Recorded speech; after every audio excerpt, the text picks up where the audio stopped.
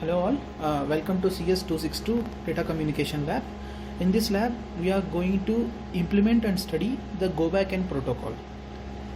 The purpose of this experiment is to introduce you the basics of error correction, timeouts and state machine. In this lab, you will be able to provide reliable data transfer between two nodes over an unreliable network using Go Backend protocol.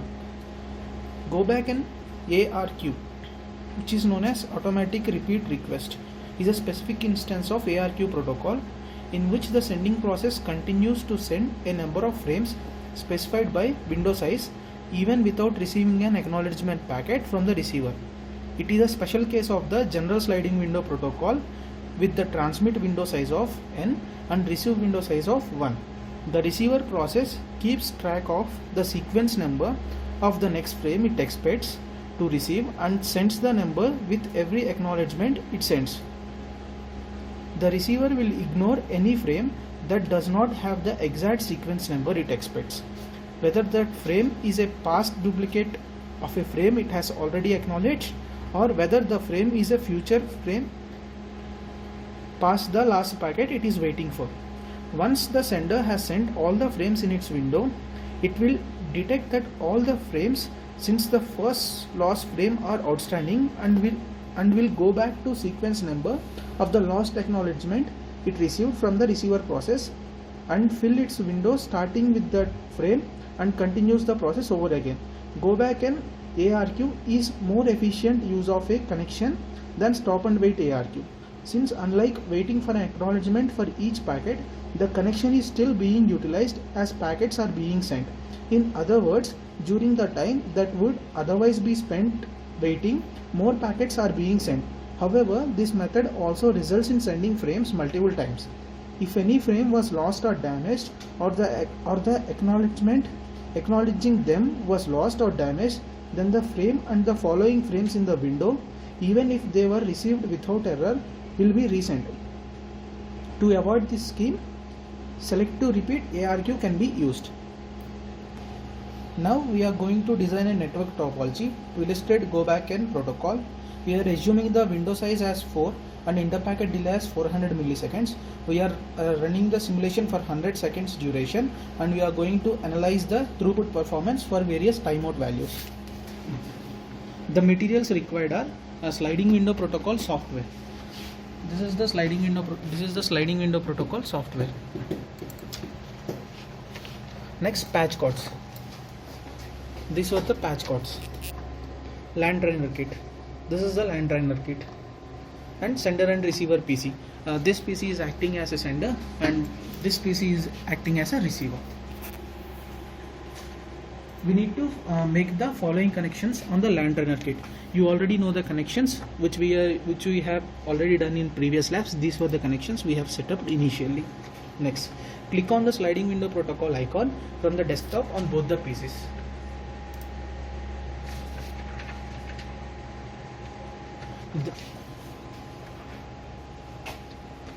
The LED off should be on.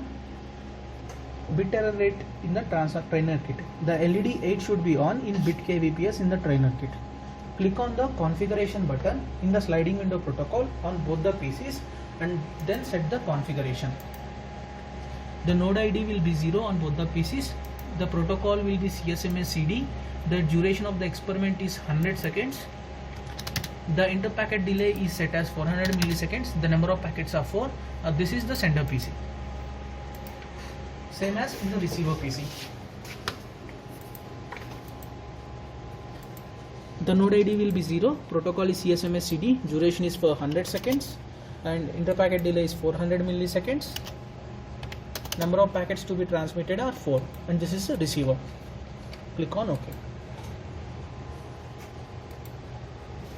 Click on OK and download the driver to NIU using the boot button command.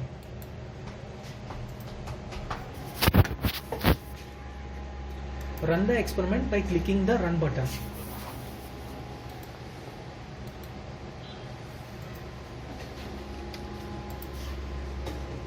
Set the timeout value to 1000 milliseconds.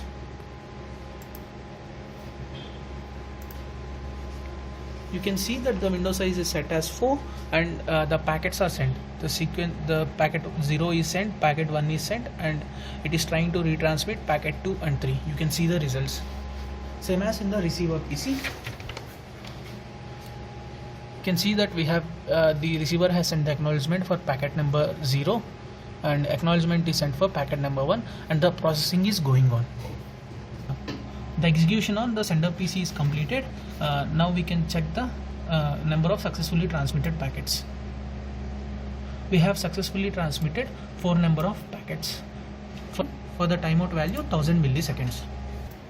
This is the result section. For the first timeout value 1200 milliseconds, we have got the successfully transmitted packets as 4.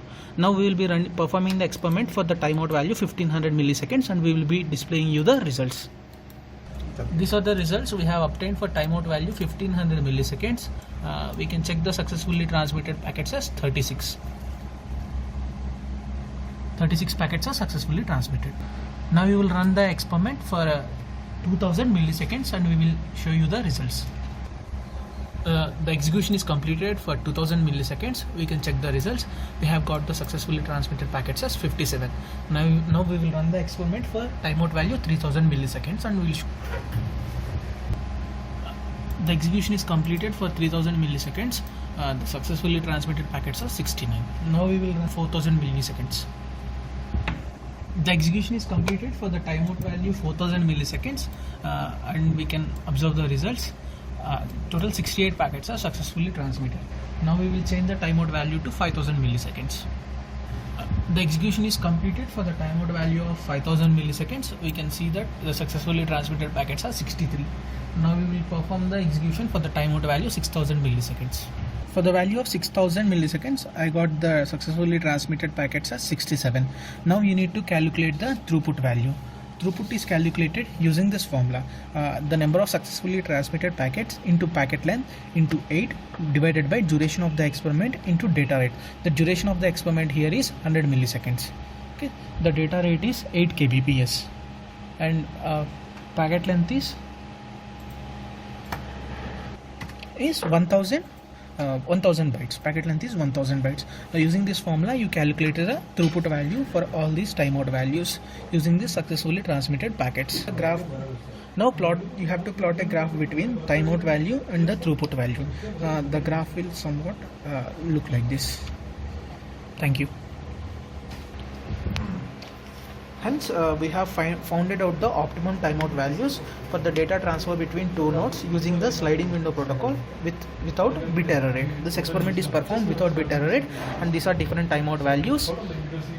These are different timeout values, and we have got these are successfully transmitted packets, and we have plotted the graph between throughput and the timeout values. Thank you.